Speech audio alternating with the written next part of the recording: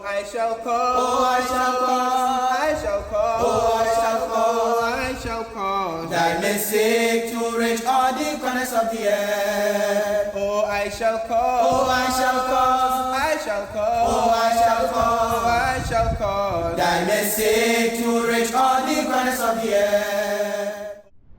Coming up, we explore why a tiny stretch of sea has such a big impact on prices around the world. Then, we head to Indonesia to explore a rare dolphin-like animal from East Kalimantan. All that and more coming up this week.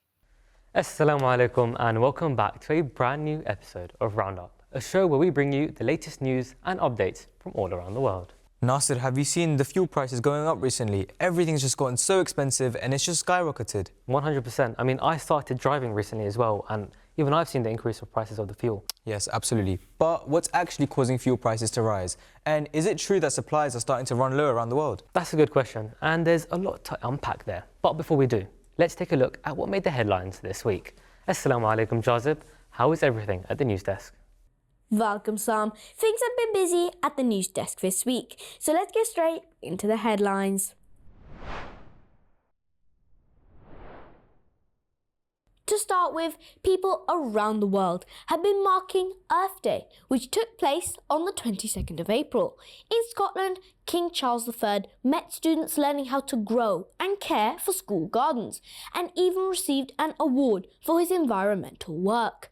But in New York City, the tone was more urgent.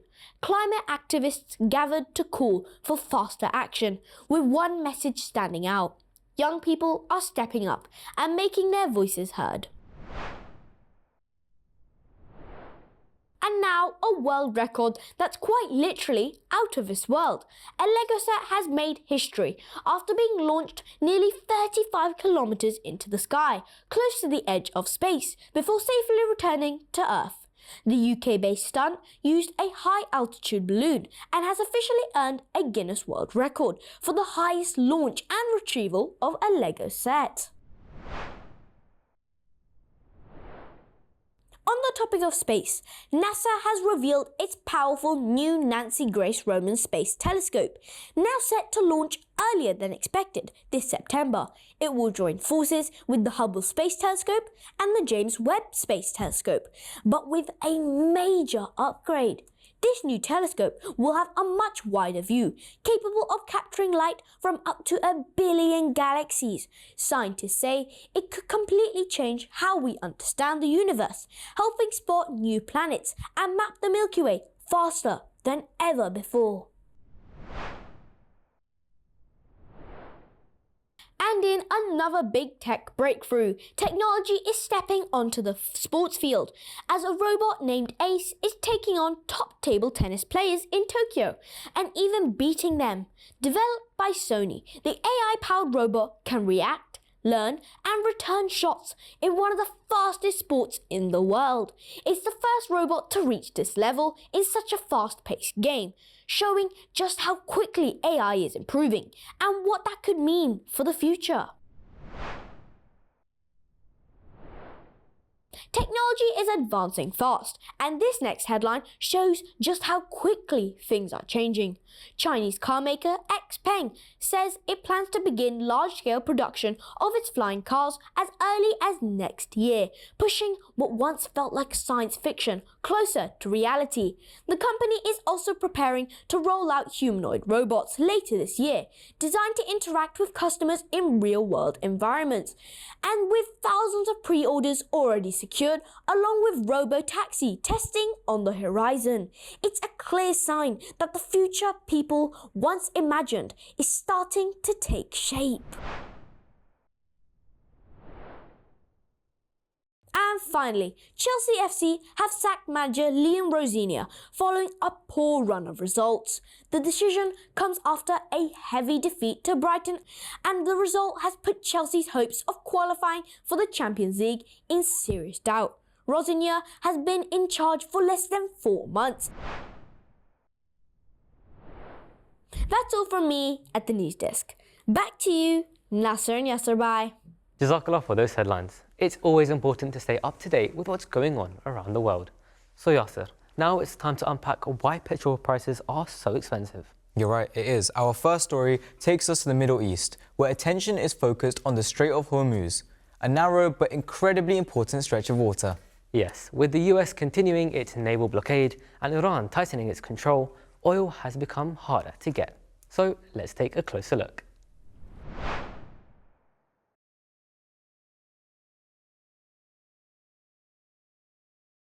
Today, we are going to be talking about a place everyone has heard of in the recent weeks, the Strait of Hormuz, and how this 33 kilometers of sea is affecting prices all over the world. Across the world's oceans, thousands of ships travel every day, carrying food, goods, and energy. This important waterway connects the Persian Gulf to the Gulf of Oman, which leads to the open ocean. On one side, there's Iran, and on the other is Oman. The Strait of Hormuz is one of the world's most important shipping routes. Why? Because it's a major pathway for oil. Countries around the Persian Gulf produce a lot of world's oil, natural gas, and fertilizer. To get that oil to other countries, ships must pass through this narrow route. Did you know that around 20% of the world's oil supply travels through the Strait of Hormuz every single day? That's about 1 in 5 barrels of oil. To keep things safe, ships don't just sail anywhere they want. They follow special lanes, like roads on the sea. One lane is for ships going in, and the other lane is for ships going out. This helps prevent accidents in such a narrow and busy space. Because so much depends on it, any problem in the Strait of Hormuz can affect the whole world. Let's say there is a war today, and the Strait of Hormuz is open, fully open this afternoon, and it continues to be so. I don't think that's very realistic, but let's say that for argument's sake. Even in that situation, on gas, it'll take more than a couple of years to get back to the production levels that we have now. If ships can't pass through, oil supplies can slow down and prices can go up. My estimation is that we are looking into a summer that's definitely a summer that's going to be difficult, even in the best case scenario. We might experience security of supply problems on jet fuel, maybe later even also on diesel. We're not there yet, but this can happen. We already see airlines starting to reduce their demand by closing down different routes. So that's unfortunate. The worst case scenario, of course, is difficult to even define, but if this goes on for many months or even years, we're looking at a totally new world order and probably very, very severe economic consequences that goes far beyond only the energy sector, of course. That's why we're seeing higher fuel prices, more expensive transport, and even higher costs for everyday goods. It's like a traffic jam, but one that affects the entire planet. Because it's so important, many countries pay close attention to what happens here, which is why many of them are looking forward to a complete and peaceful settlement. Our aim is not to have a UN system in place. Our aim is to see the Strait of Hormuz reopened fully, for all to respect their obligations to ensure that we have freedom of navigation in these international waterways. Ships need to be able to come in and ships need to be able to come out. The fact that this is not the case is already having a big impact around the world, and we're all feeling it, you know, from the price of energy in this country to the price of fertilizer and energy in Sri Lanka and many other countries. But obviously, if it cannot be open, we would like to have this mechanism in place to kind of alleviate the impact of the closure. So, even though the Strait of Hormuz looks tiny on the map, it's a tiny stretch of water with a massive impact. Jazakumullah for that insight. It really shows how something as simple as a stretch of water can play such a big role globally. Exactly. It helps us understand why these stories matter and why people are paying attention. But next, we turn to something more reflective, a summary of this week's Friday sermon. A chance for us to pause, reflect, and take lessons we can apply in our daily lives. Let's take a look. This week's Friday sermon focused on something that might sound simple, but is actually one of the most rewarding things to live by: truthfulness. Beloved Hazur, may Allah be his helper, explained that truth isn't just about avoiding big lies. It's also about the small things we often ignore, like repeating gossip. The Holy Prophet ﷺ taught that a person who spreads everything they hear can actually be counted among those who lie. Think about that for a second. Group chats, rumours in school, or reposting things online without checking if they're true. It all counts. For young people especially, this is important. It's easy to share something just because it's trending or interesting, but Huzur's sermon reminds us that we're responsible for what we pass on. Huzur, may Allah be his helper, also spoke about honesty in everyday life, whether that's friendships, arguments, or even buying and selling. The Holy Prophet ﷺ taught that honesty brings blessings, while lies and deception remove them. So whether it's exaggerating to look cool, lying to avoid trouble, or hiding the truth, it all has consequences. नबी सल्लल्लाहु अलैहि वसल्लम ने फरमाया, 4 खसलतें जिनमें हों वो पूरा मुनाफिक होता है, और जिसमें इन खसलतों में से एक ही खसलत हो उसमें निफाक की भी एक खसलत होगी जब तक वो उसे ना छोड़ दे। अगर इसके पास इमानत रखी जाए तो वो ख़यानत करता है, और जब वो बात करता है तो झूठ बोलता है, और जब अहद करता है तो अहद शिकनी करता है, और जब झगड़ता है तो गाली बकता है। ये सारी बातें ऐसी हैं जो किसी ने इतना बराह रास्त या बिलवास्ता झूठ की तरफ लेके जाने वाली बातें हैं, या झूठ का इजहार होता है इनसे। बस ये अखलाकी कमज़ोरियाँ नफाक की इलामत हैं। अब इसको सामने रखकर हमें अपना जायज़ा लेना चाहिए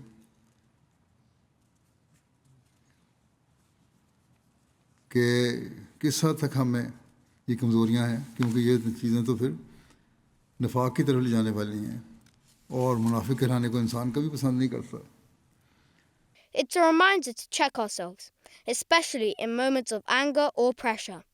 Most strikingly, the sermon highlighted that falsehood is like idol worship, because when we lie, we start relying on that lie instead of trusting what's right. The message is clear. Truth builds trust, character, and respect, and that's something every young person wants. 3 key takeaways. 1. Don't spread rumours or gossip. Sharing unverified information is like spreading lies. 2. Be honest in all situations, even when it's difficult. Truth brings long-term respect. 3. Check your actions. Lying, breaking promises, and bad language can lead towards hypocrisy. Jazakallah for that summary. And as always, you can watch the full Friday sermon, which is available on the MTA Online 1 YouTube channel or the MTA app, available in multiple languages. Now, Nasir, from reflection, we move to something truly fascinating from the natural world. That's right. Our next story takes us to Indonesia, where a rare dolphin-like animal has been spotted. Yeah, that's not something that you hear about every day. And it's a reminder of just how diverse and unique wildlife around the world can be. Let's dive in.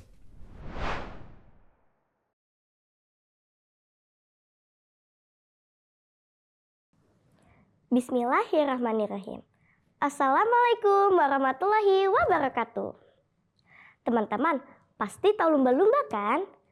Mamalia laut yang satu ini memang sangat terkenal. Tapi kalian tahu nggak kalau ada lumba-lumba yang hidup di sungai? Di Indonesia ada loh. Dan kami menyebutnya dengan nama pesut. Pesut adalah mamalia yang sering disebut lumba-lumba air tawar. Di Indonesia, pesut bisa dijumpai di Sungai Mahakam, Kalimantan Timur. Pesut Mahakam mempunyai kepala yang berbentuk bulat dengan kedua matanya yang kecil untuk beradaptasi terhadap air di sungai yang berlumpur. Tubuh pesut berwarna abu-abu seperti lumba-lumba, tapi dahinya tinggi dan berbentuk bundar, serta tidak punya moncong seperti lumba-lumba lain. Pesut dewasa rata-rata memiliki panjang 2 hingga 2,5 meter. Pesut Mahakam bergerak dalam kawanan kecil.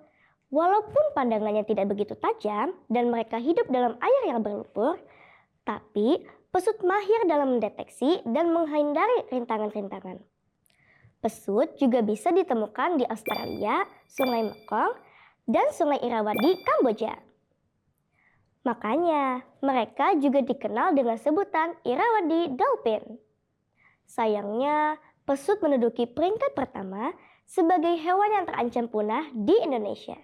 Pada tahun 2018, jumlah pesut Mahakam hanya tersisa 80 ekor saja. Sedangkan populasi pesut di seluruh dunia tinggal 6.000 ekor.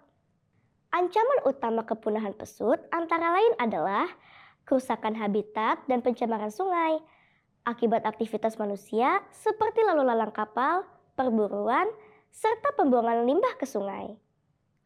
Untuk mencegah punahnya pesut, pada tahun 2026, Kementerian Lingkungan Hidup menetapkan 2 desa di tepi Sungai Mahakam sebagai pusat konservasi pesut sekaligus perlindungan ekosistem Sungai Mahakam. Nah, teman-teman, itu dia sekilas tentang pesut atau lumba-lumba air tawar yang menjadi ikon serta simbol Kalimantan Timur.